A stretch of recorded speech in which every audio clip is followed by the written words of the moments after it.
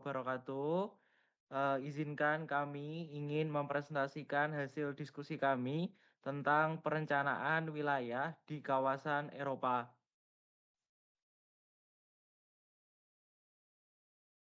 Dengan anggota, yang pertama itu ada Muhammad Rodulzinan, Hienris Nandar, Novi Koirus, Abelia Andin Laura, Hananta Rinang Damar Pamuji, Nur Haliza Kurnia Safitri, Nabila Adwa Tifal Afifah, Ibnu Sinar Ramadan, dan Alia Kofidotus Zahro. Di sini saya akan membacakan tentang pendahuluan. Perang Dunia telah menghancurkan banyak kota besar di Eropa dan membuat pelaksanaan pengembangan wilayah sebelum Perang Dunia Kedua kurang berhasil. Krisis ekonomi pada tahun 1930 itu semakin memperparah kemiskinan sehingga menghambat sebuah pembangunan. Namun setelah Perang Dunia Kedua, kota-kota di benua Eropa itu mulai membangun kembali dan berkembang menjadi wilayah yang modern. Rencanaan wilayah di Eropa kemudian berkembang seiring terbentuknya Uni Eropa yang bertujuan menghapus hambatan ekonomi antar negara dan menciptakan pasar tunggal yang kuat. Meski demikian, masih terdapat kesenjangan ekonomi antar wilayah.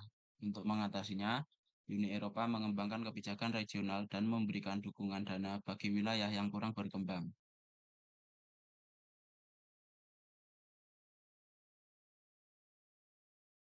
melalui melalui European Spatial Development Perspective atau ISDP, Uni Eropa menekankan konsep pembangunan wilayah yang seimbang dengan prinsip polycentricity, yaitu penguatan banyak pusat kota agar saling melengkapi dan terintegrasi antara wilayah perkotaan dan pedesaan. Kebijakan ini mencakup penciptaan kota yang dinamis, pembangunan pedesaan yang produktif, serta kemitraan antara keduanya. Konsep tersebut juga menekankan pentingnya akses infrastruktur, pelestarian budaya dan alam, serta penguatan identitas regional di tengah arus globalisasi.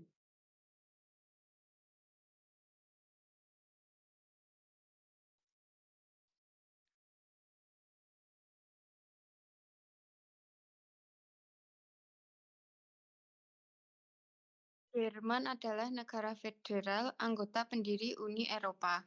Perencanaan wilayah sudah berlangsung lebih dari 100 tahun, dimulai dari Greater Berlin 1910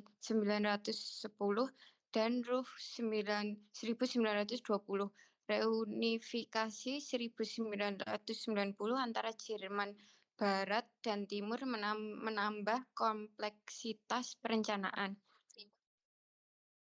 Isu-isu regional utama antara lain ketimpangan utara, selatan, dan timur barat. Wilayah timur PDB rendah, pengangguran tinggi, pencemaran, dan migrasi tenaga kerja ke barat. Wilayah selatan Frankfurt, Stuttgart, Munich, pusat industri dan teknologi. Tantangan lain penduduk menua dan meningkatnya imigrasi.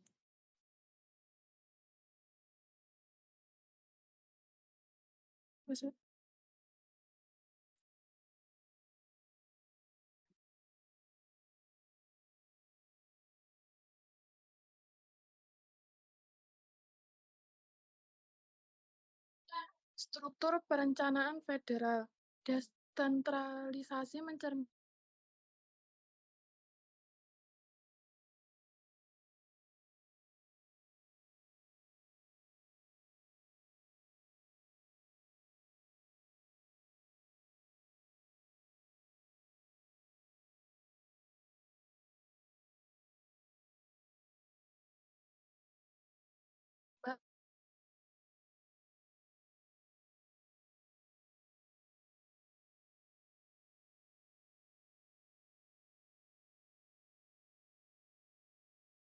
Struktur perencanaan federal, desentralisasi mencerminkan sistem Republik Federal Jerman, dikoordinasikan oleh Federal Ministry of Transport, Building and Urban Affairs atau BAU mengatur yang pertama perencanaan wilayah dan transportasi, yang kedua pengelolaan limbah, yang ketiga pembangunan ekonomi dan promosi wilayah.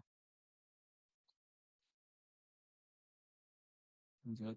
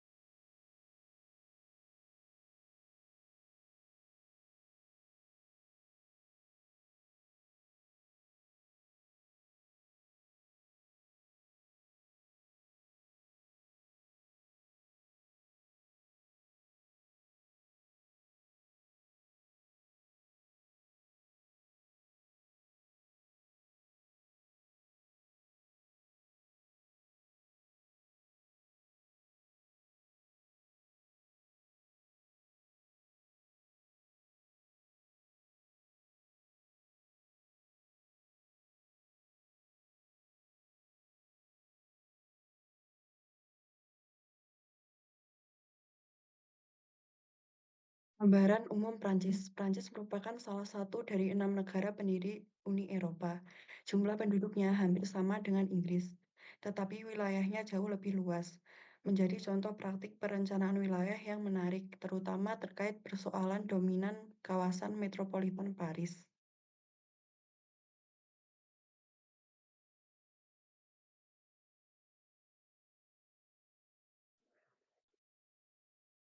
Permasalahan dan strategi perencanaan. Masalah utama yang pertama konsentrasi penduduk dan kegiatan ekonomi di Paris menciptakan ketimpangan antar wilayah atau dominasi pusat. Yang kedua, wilayah barat dan selatan relatif tertinggal dibanding kawasan metropolitan Paris. Langkah penanganan yang pertama tahun 1950 sampai 1970-an pemerintah mulai melakukan desentralisasi dan pembangunan wilayah baru untuk menyeimbangkan pertumbuhan. Yang kedua, didirikan metropolis d'equilibre atau kota-kota penyeimbang seperti Lyon, Lille, Toulouse, Marseille, Nantes, dan Bordeaux. Tujuannya mengurangi ketergantungan terhadap Paris dan mendorong perkembangan kota besar lain.